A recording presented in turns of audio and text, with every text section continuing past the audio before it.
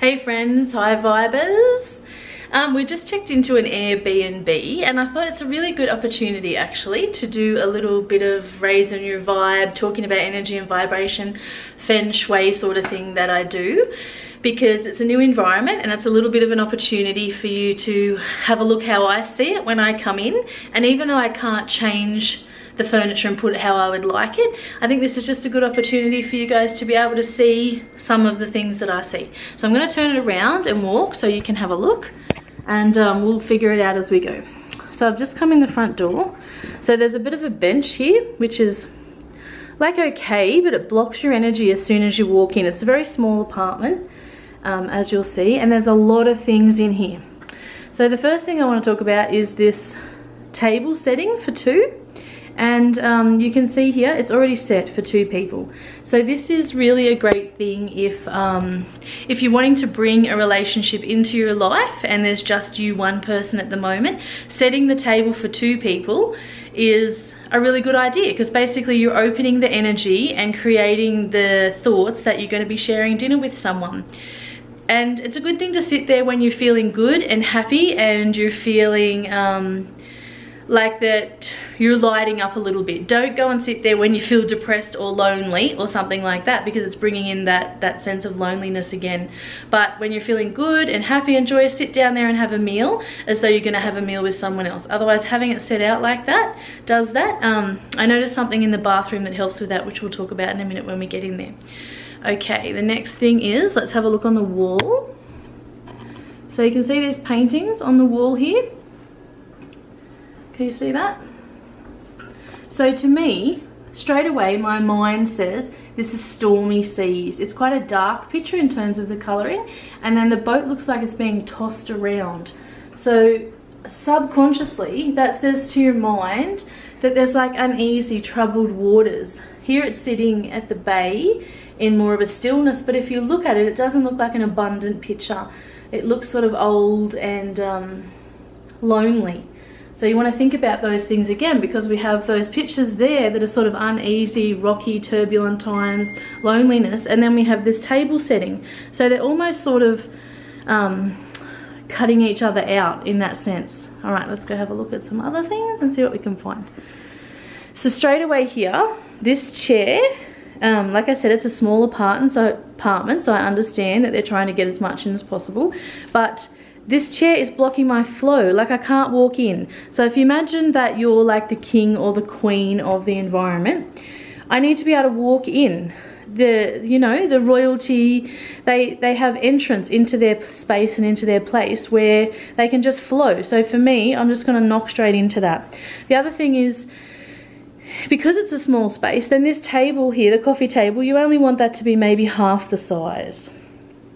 All right. So the throws on there, we just have to be careful with colour. It's a very small space, and red is the colour of fire and passion. So it's really nice to have a little bit of red in our bedroom if we have a lover or, you know, a partnership, and that's fantastic. And just be careful with red, because it's like the burning fire energy, and it's a small space, and I actually feel really hot in this room as it is. Then we have this painting up on the wall. So what does that say to our mind?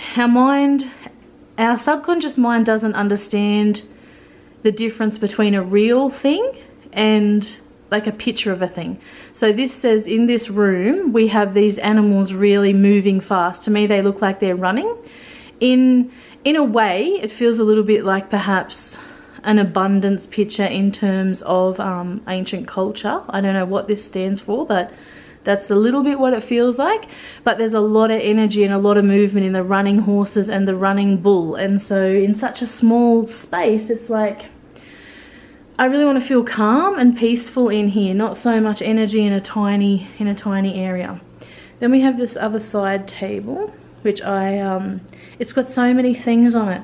It's got so many little bits and pieces and all different what appear to be like random items, and we already have a shelf up here when we walk in to put our little things on, our keys. As you can see, we've put our phone on there, and so this is really unnecessary in terms of it being an Airbnb and someone doesn't live here. Do we really need to have that? So this is just the way that we sort of look at things and feel the energy, because it's affecting the space. And when I came in, I felt, oh, this is really cluttered and a little bit claustrophobic and confined. And I'll talk about that more in a moment. Let's have a look at some more things. Masks. You have to be really careful when you put masks in your house, because what are a mask? A mask is somebody is hiding behind that, or they are giving off a different persona. And I know that masks can be really beautiful. I actually have one in my home as well, so I understand that. But just be careful and mindful. I have been in people's houses where they've had like an entire wall covered in sort of 10 masks, and it's like, who are we? Who lives in this house, and why is there this constant feeling of hiding behind something and being someone else, perhaps, you know? And often you'll find that kids find masks scary, and it's because they're picking up on that vibration and that energy of who's behind there, really. So if kids are scared of masks, listen to that, you know, there's something there for you. We have to be really careful with TVs as well. So you can see here, TVs act as a mirror, and we need to just be careful because mirrors double everything that they see. So if you've got a TV in your bedroom where you're sleeping, I recommend that you cover it up. Okay, let's go into the bedroom and have a look. Again, we've got more things around. This is the bedroom. Here we go. It's okay. If we look at the picture on the wall, so above the bed, regardless of what your power positions are, this is the photograph. And what it says to me is like war. Yeah, so underneath it, it says the leader of life, which could be perceived as a positive thing, I suppose. But to me, visually, it's like these people are rushing off to war, and they've got guns, it looks like, across their horses. And if you just think about, if that's the last thing that you see before you go to bed, what is that telling and leaving with your subconscious mind? Let me just flick this again. Yeah, so if you see this picture of image that consciously or unconsciously is like war, is that going to be a peaceful sleep? That's how we think about it. All right, so then we've got a few other issues going on here, and that's the mirror over here. So we have a mirror in the room. See, here I am. So mirrors are reflecting back energy like all night long. And we don't want to do that. We want to have a peaceful sleep. And it also doubles what's in the bed. So if you're a single person and you want to bring a relationship in with you, the mirror is actually working as, it's doubling the loneliness if you're alone. And if you're with a partner, it's actually doubling the energy in the bed, turning 2 into 4. So we want to think about those things. This is, again, not the most wonderful thing to have in the room because it's very sharp and jagged and pointy, and that's coming out as well at night. Over here to the pictures on the wall, again, just think for a moment, what does this say to you? So for me, it says it's barren, it's isolated, it's alone, it's quite old. And underneath it, interestingly, we have this gold bird. Now, gold is usually generally a good thing because gold is about abundance and wealth and those sorts of things. And that on its own would be a wonderful thing. Even if we filled it with coins or crystals or something that we want to enhance, is amazing.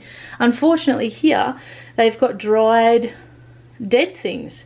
So that's what this is. And even though we think, oh, pot puree is a nice thing, I never recommend having it because it's actually dead and old.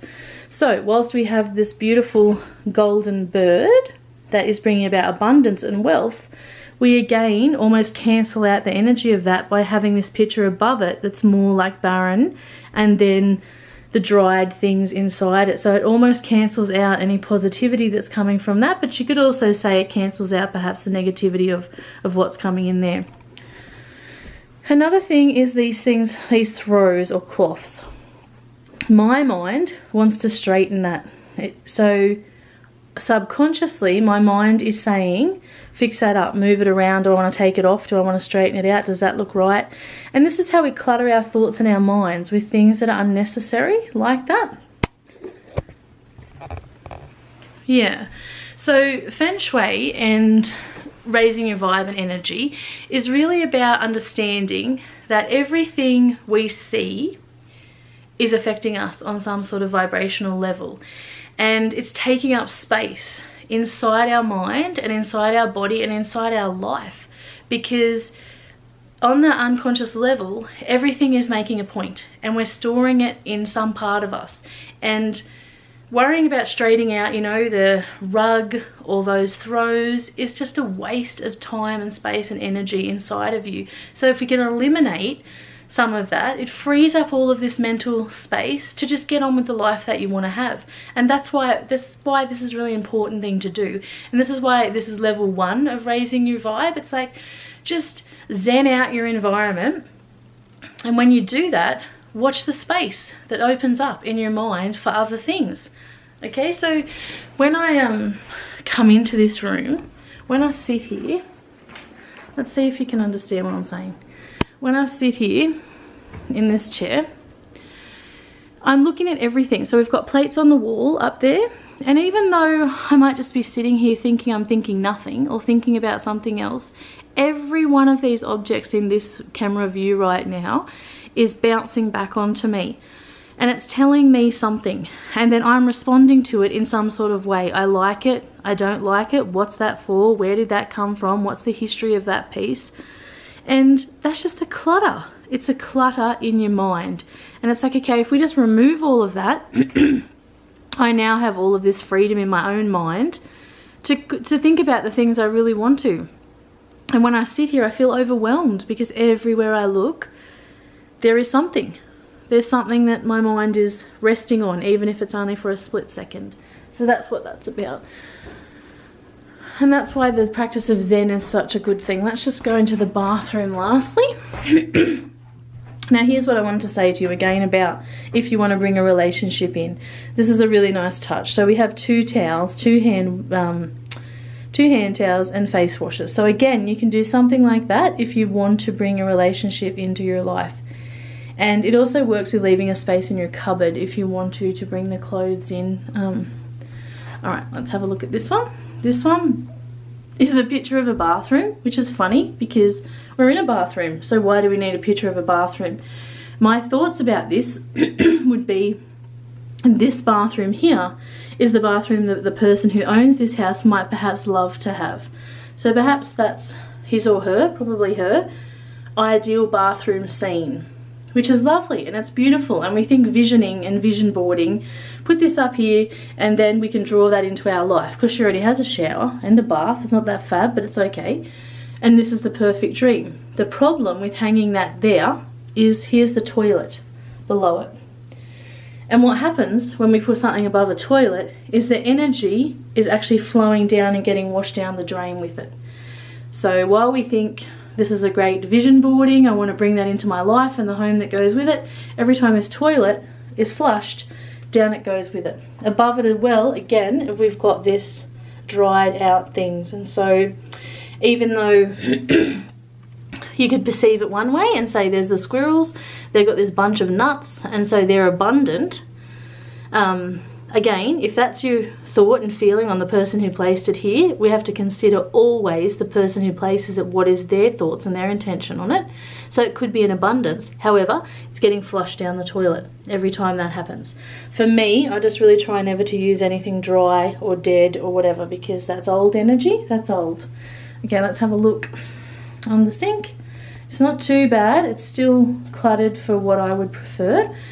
This is necessary because this is your little bits and pieces for your guests, but again, I would just be getting rid of this doily thing, like what, we don't need that, that's not necessary. This is like a soap holder. It's a quite old looking one, but then we have a pump soap here, so why do we need this and this? It's thinking about those things.